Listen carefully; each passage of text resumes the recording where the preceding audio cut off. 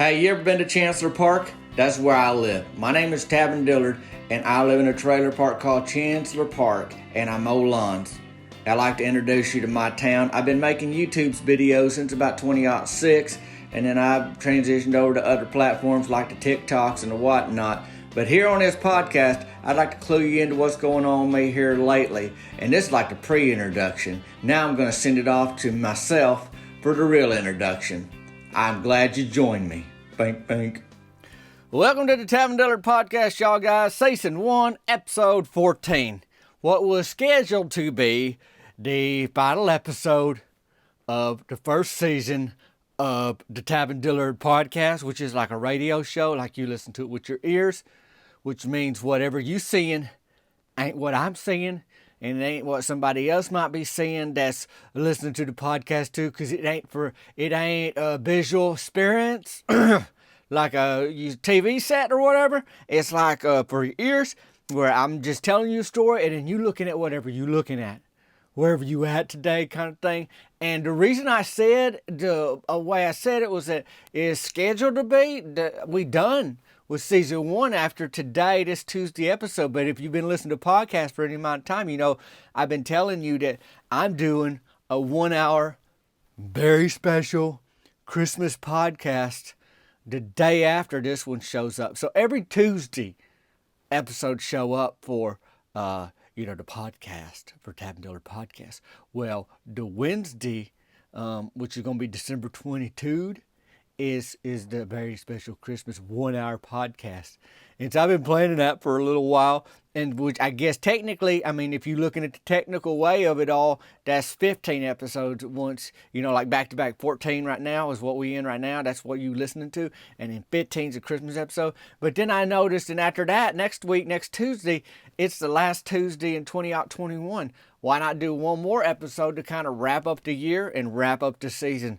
So we kind of boosted real quick, like from 14 episodes to 15, 16 episodes now. And the 16th episode is going to be like a Q&A, and the Q stands for questions, and the A stands for answers. Now, you asking the questions, that falls on you, the listener. You got a question for me? Then you ask it. And in the way that I know what to say and the answer is to know what you ask in the first place. So I need questions. I can't answer nothing if there ain't a question first. See how that works? So you do the questions toward me, and then I answer them in the December 28th podcast kind of thing. So that's what that's going to be. You send in your questions, and depending on the questions, I'll figure out if I need to answer all them questions or if I need to bring in Joel Berry, who's kind of my manager, to help answer questions that don't have to do with me, that have to do with other stuff with, I don't know, Sweet Tea Films and all that.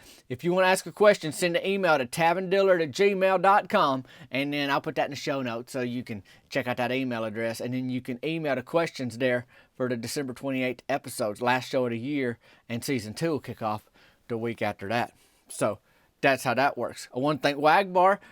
They sponsored some episodes this first season. Premium Wagyu beef. It ain't beef jerky. Y'all guys, it is a bar of beef that is protein. It's soft. You ain't got to fight with it like a rat terrier with a tennis ball in its mouth. I mean, it's easy to eat. And they got teriyaki, hot and spicy, peppered, original.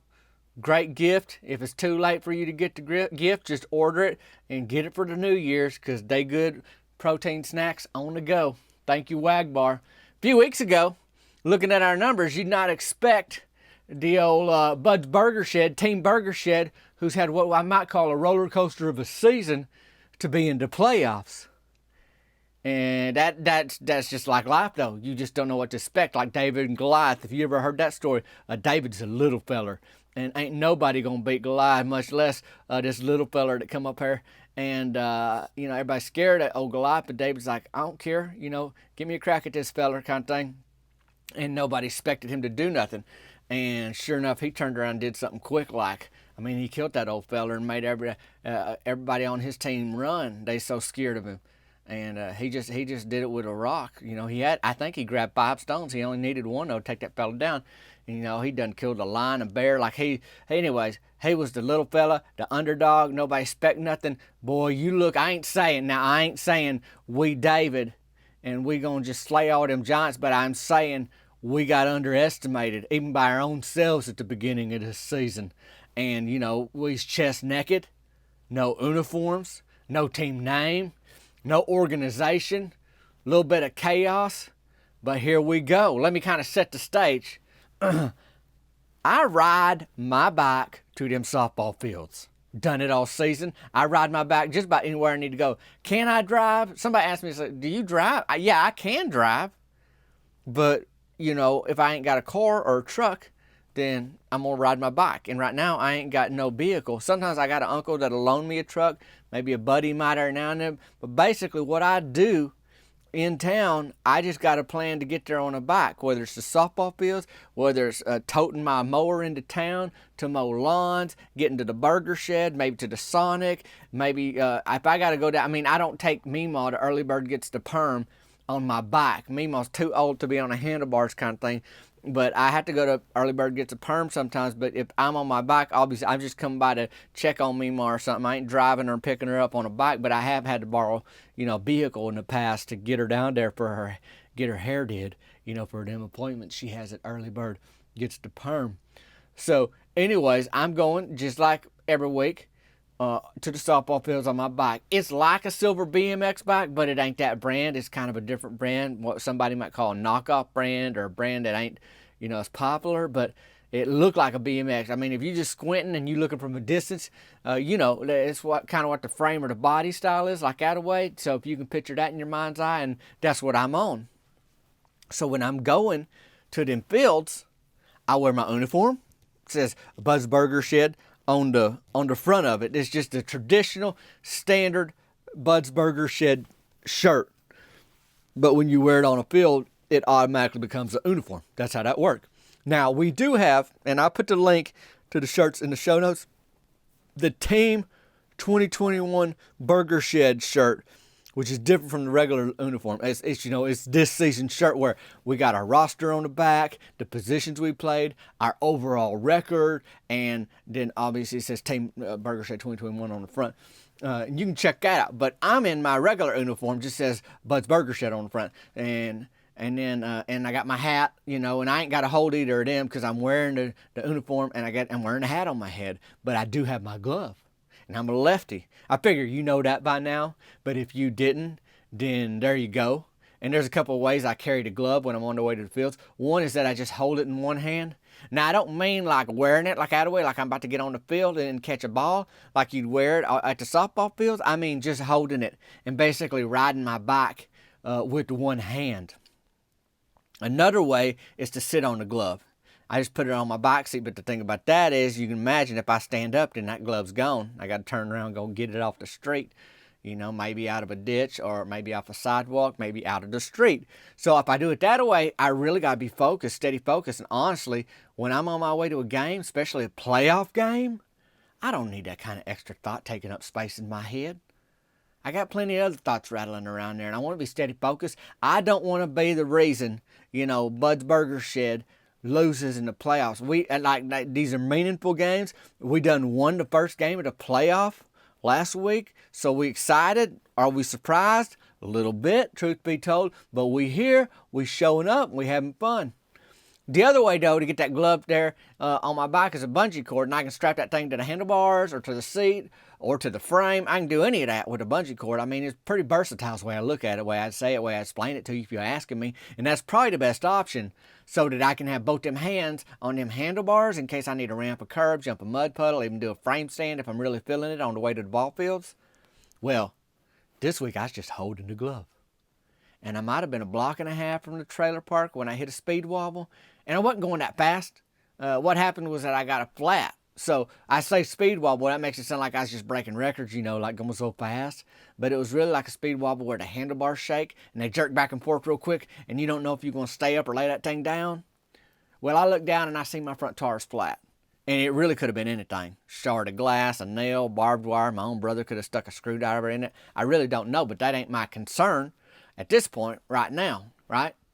Because this is a front tire and I can pop a wheelie so hard, I could have just done that. But popping a good wheelie takes some serious mental effort.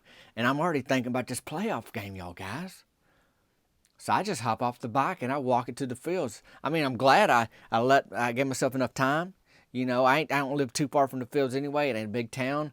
But, you know, if you planning on driving, that's one time period. You know how fast you can get there. You can leave less time. You plan on riding a bike, that's a different way to get there. You plan on walking, you know, you'd leave a little earlier still. But it was what it was. You know, you don't make excuses. You just make it happen. So I'm walking my bike to the fields, and I just decided, you know what, I'm going to figure this out later. So I'm holding my glove, I'm walking my bike to the fields, and that's how the evening began for the old round 2 of the playoffs for Bud's Burger Shed. So I get down there, we playing Brunwell tires. Lonnie Brunwell's on the team. His daddy owns Brunwell tires, and he come in there with his 2007 1500 Dodge Ram, and it's big, it's loud. He got a CB in that thing with a speaker on top, you know, and he pulling into the parking lot behind home plate there, and he said, yeah, he's saying this over the speaker so anybody in the whole softball field area can hear him. I ain't parking in the outfield lot because I'm going to be hitting dingers out there all night. That's what he said. You know, and he got that, you know, kind of lay on the horn a little bit. Everybody look, you know, all eyes on Lonnie, y'all guys kind of thing. You know, he coming in kind of intimidating, playing some mind games with us, you know, trying to talk, you know, how good he is. So that's fine, whatever. You know, we going to stay locked in as best we can. I'm already a little distracted because I had to walk my bike to the park. So anyhow, Lonnie, he parked back there behind a home plate, and he was showboating kind of thing. You know, he was right. Turned out he was hitting dingers to right field all night long, but he wasn't counting on Mort Dwidell and Rusty Tidwell hitting foul balls onto his Dodge Ram all night. Now, we wasn't trying to, believe me. They's trying to hit in front ways, not backwards like that. They just didn't get a hold of a couple, or actually a few, and went back. Didn't shatter the windshield or nothing, but you could eat a bowl of Captain Crunch out the hood of his truck now. I mean, it was just one after another. I don't know, you know, however their pitcher pitched the ball and the way they were swinging, it was pretty, like, consistent to where, I mean, you getting the same pitch, the same swings, same result. Boom, Lonnie's, you know, hood of his truck. Boom, Lonnie's hood of his truck. By the time he finally decided he might need to move it, it's too late. You know, if you get hit once, you say, well, it's too late. It done got hit. I'll just leave it there. It's good for the night. It gets hit twice. Well, surely it ain't going to hit in the same spot 3 times. Buddy, I don't know. I lost count. But it is a mess. It happened a lot. And again, you know, we ain't proud of it. That's just how it happened. Brunwell Tires was out hitting dingers, though. I mean, I said Lonnie was, but the whole team, I mean, they showed up for real. They was up 6-1 real quick. I mean, it got away from us pretty fast in this one. Now, in the 3rd inning, it rolls around, and I get up there to the plate, and I hit a double. Now, I didn't hit it too hard or too far, but Brunwell's Tires is a whole team of hitters, and they ain't really runners. So if you hit it on the ground through the infield, you liable to leg out too. And that's what happened. I got myself a double, y'all. Nothing came out of my double, but I was on second base for a little bit before the inning ended. But in the 5th inning, Rusty Tidwell get up there with 2 on, and he hit a 3-run shot over the right field fence, got us back in it a little bit, and somebody's car got hit. It wasn't Lonnie Brunwell's, because he'd made a point not to park in the outfield tonight, as you recall. He's behind home plate. And it hit that car in the parking lot on a bounce. I mean, it's just a risk you take being out there. Myself, I ain't got a car or a truck, like I said, so there's pros and cons to that. I mean, I did get a flat tire on the way to the game tonight with my bike, but that ain't just a bike thing. You could get a flat tire on a car, too, or truck. And you got more chances to get a flat because you got more tires on one of them. They got 4s, you know, and then my bike's only got 2s. It ain't a 3-wheel bike or nothing like that. It ain't a unicycle with 1. It's got 2. But, you know, them cars and trucks, they got 4s. Another good thing about my bike is that it don't get hit by foul balls. It is smaller target, but also I'll park it behind a dugout, leaning it against a chain link fence there, so don't see the foul balls like that away. You just don't see them. But Rusty found that parking lot out there in the 5th inning, so it was a ball game at that point. Now we started, you know, feeling a little better, you know, a little more excited about, you know, the prospects at that point. And you want to know who was hitting it hard all night long on our team? I mean, this fella ain't never had a night at the plate like this. Myron Curtis. That's right. The fella who got this all started back at the Burger Shed with Mort Dwidell. The guy who not only forgot to bring our uniforms to the first 2 games, he never even ordered them in the first place. And here we are in round 2 of the playoffs. We got our Bud's Burger Shed uniforms on, looking like a team, playing like a team, and Myron Curtis is making some serious contact. Proud of him. I seen Mary Beth Tucker crane her neck out the concession stand at one point when Myron was batting because she heard the contact he made. It was impressive. I ain't gonna lie. However, every ball he hit tonight was right to somebody. And that's the way the Brunwell's Tires likes to play. If they ain't got to move, all the better, because they don't move fast when they got to. So we played hard. They played hard. And by the end of the game, Brunwell's Tires pushed across 8 runs, and we pushed across 5. So quick math will tell you that they won, and they moving on to the championship game. They say if you get an exercise, you winning. You know, like you might not win the game, but you still staying healthy. I mean, I guess there is some consolation in that, but losing stinks, best I can tell. I mean, let's be honest. We didn't run out there not hoping we'd lose and say, well, that's good exercise. I mean, there is silver lining. You can look at it that way, and I ain't mad at you if you do, but sometimes you just lose, and it's kind of sad. And so there we were. Now, we played almost as many games as we could this season. I mean, look at it. It's just 1 game shy of the championship, and I think that's a good thing. I do think that's a good thing. We played every game we could have played other than 1, basically. Mary Beth Tucker, she made sugar cookies. It was a little disappointing after the loss, you know, just the sting of the loss and everything, but truth is, sugar, and them cookies was good. And that's just the time of year.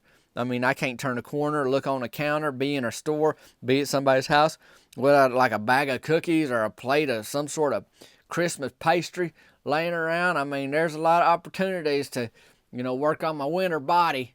And so with them playoffs taking a break now, with the season being over, I think everybody's ready to just about jump on that train, if you know what I mean, kind of thing. So anyhow, I'm kind of leaning up against that chain link fence where my bike was, you know, at the back of that dugout after the game, and I hear somebody holler, "Hey!" I was like, I recognize that voice. I look up and it's Cricket. This is a gal I kind of been, you know, she and me grew up together, but she ain't lived in town for a number of years. And then, you know, she been doing more stuff in our town, like when she's delivering produce this summer to the burger shed. And I'd see her, you know, hit and miss kind of there. I seen her at the nursing home during the fall because I'm volunteering a little bit down there. More now that the season's wrapping up, I'm going to go help out over there. And I heard she's working there, you know. So anyhow, you know, I seen her. And she a good gal, you know. That's all I'm saying, you know. And she's like, "Hey, Tavin, how you doing?" I was like, "Hey, Cricket, what's going on?" And she goes, "You know what? They gonna do a winter softball league," and I didn't know that. You know, we just wrapping up this kind of fall season, and I you know, if you start it in the fall, it's still the fall season, even if you ended it in December. She goes, "Well, after the New Year's, I'm helping out. Me and Cheryl Grubbs are gonna be, you know, taking turns down here helping with the concession stand because I'm already in town on Thursday nights. You know, Thursdays during the day working at the nursing home. So now all of a sudden my wheels is turning. First of all, I was like, buddy, if she at the softball fields and I'm at the softball field, but this winter league I don't know nothing about. I got to find out. I don't know if Bud's Burger Shed's doing, if we going to have a team together, but kind of motivating, you know, to want to be down there. You know, she is, so kind of thing. And then obviously I hope to see her down at the nursing home where she working because they got all kinds of Christmas stuff coming up, going on. But you know, that was one of those things where, you know, she's telling me what she's up to and she just kind of, you know, checking out the fields and the concession stand where she's going to be helping out during the winter league. And it's one of those things, you know, where they say like a door closes. You know how you heard that saying where, okay, well, one door closed and another one opens kind of thing. It kind of felt like that. I mean, I don't know what's going to happen with cricket, but I sure am glad, you know, that this happened at the last game of the season, not the first. I know what Myron Curtis was like back when he first started dating Mary Beth Tucker, heading to clouds. He's still kind of that way, but he can manage it better now. You know what I mean? So that's where I'm at. I walked my bike down to the burger shed after the game, and while I was pushing it down the street, I was thinking about Brunwell's tires. Maybe they could fix my bike tire for a discount, you know. They got to be feeling pretty good after they win. They going to the championship game next week. Can't hurt to ask, the way I look at it. Best I can tell. Hey, if not, no big deal. I'll just be working on my wheelies for a little bit till I get that tire patched up. Hey, it's a good season, though. I mean, you know it. You've been here with me. If this is your first time checking out the podcast, I'd say go back. Start with the first one. I mean, it's been a roller coaster of a ride this season. And I have to say, I'm really glad y'all joined me for it. Bud's Burger Shed, 4-4-1. We tied 1, we won 4, we lost 4. We did the playoffs last week, so we won 1 game in the playoffs too. So, I mean, that's a pretty big deal.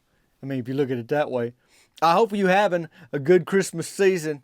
Hey, I'm excited. I'm happy with how the season turned out. Sure, you want to win the championship, but when we didn't think we'd get even a win at one point, much less a uniform, I say it was a good year, good season for Bud's Burger Shed. You want a team with me? Check the show notes. If you need we got Burger Shed hoodies now, the Team Burger Shed hat, the Team Burger Shed shirt, the regular Burger Shed shirt. We got all kinds of stuff you can check out. But I hope you're having a great Christmas season right now. Tune in tomorrow for the 1 hour, very special Christmas episode. Thanks again to Wagbar Premium Wagyu Beef. You can check them out at the show notes. There's a link there, and there's also a discount. And get you 10% off your order at a Wagbar. And if you ain't had a chance to rate this, please go on wherever you listen to and give it a rating. It means a lot, y'all guys. Merry Christmas season to you. Hey, I'll circle back here, see you, or hear you, or you'll hear me in about 24 hours. If you're listening to this on a Tuesday, on Wednesday, the Christmas episode's coming out. Thanks for tuning in, y'all. We'll see you later.